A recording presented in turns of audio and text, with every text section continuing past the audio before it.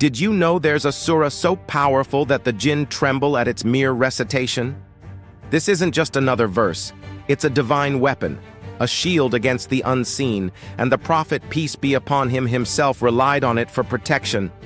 Imagine a force so strong that even Iblis flees when it's uttered. This is Surah Al-Baqarah, the longest yet most feared chapter in the Qur'an, and here's why the jinn would rather run than face its verses. When you recite Ayatul Kursi, QS Al-Baqarah 255, you're not just reading words, you're activating a celestial barrier, because the Prophet said, whoever recites it at night will be protected until morning, and no shaitan will come near them. Sahih Bukhari. Think about it. The jinn spy, whisper, and plot. But one ayah sends them into panic, because it declares Allah's absolute dominion over all creation, and they know their tricks are useless against it. But there's more.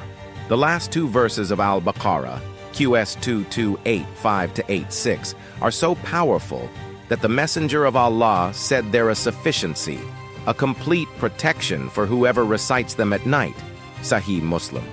That means no evil eye, no black magic, no jinn possession can penetrate you when you arm yourself with these words.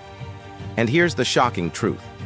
Most Muslims recite them, but few understand their real power, because it's not about robotic repetition, it's about faith. It's about knowing that Allah's promise is real. The jinn don't just fear the words, they fear the certainty in your heart when you recite them. So tell me, will you let these verses collect dust in your mushaf, or will you make the jinn flee every single night? Now let's unlock the full power of Surah Al-Baqarah.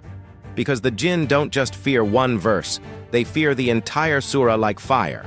The Prophet said, "Do not turn your homes into graves. Verily, shaitan flees from the house where Surah Al-Baqarah is recited." Sahih Muslim. Do you realize what this means? Your home could be a fortress or a battleground for the unseen, and it all depends on your recitation. There's a reason why the Sahaba would never leave their houses unprotected. They knew the jinn lurk in empty spaces, in neglected corners where the Qur'an isn't heard.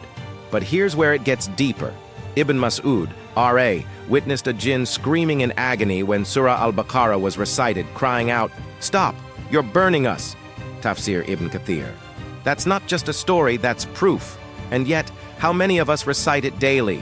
How many of us feel its power shaking the unseen world around us? Let me tell you about the untold secret of Ayatul Kursi. It's not just a verse. It's the throne of Allah's authority crashing into the world of the jinn. When you recite it with conviction, you're not just asking for protection, you're commanding the forces of darkness to fall back. The Prophet said, "Everything has a highest point, and Ayatul Kursi is the highest point of the Qur'an." Sunan at-Tirmidhi.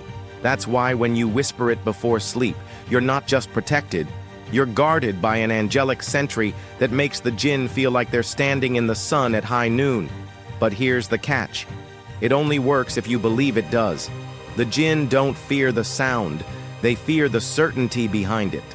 That's why the Sahaba's recitation was like a whip against shaitan, because they recited it knowing Allah's promise was true.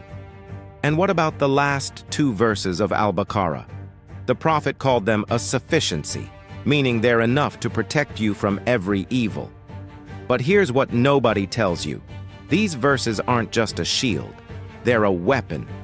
When you recite them at night, you're not just asking for safety, you're firing a divine counterattack against every whisper, every curse, every dark energy sent your way.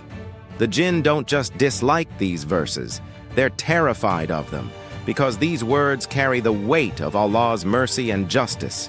And yet, how many of us rush through them? How many of us recite them without feeling their power?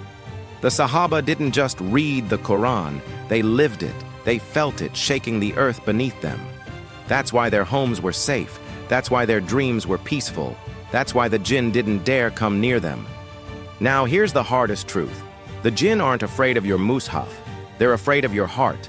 They don't flee from sound, they flee from certainty.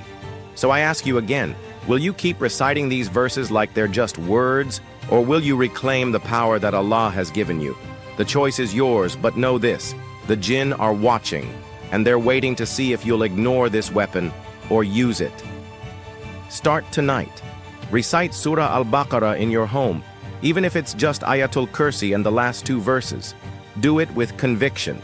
Then watch how your sleep changes, how your dreams shift, how the atmosphere in your house feels different. The jinn have had enough time in your life. It's time to fight back with the Qur'an. Will you do it? Or will you let Shaitan win?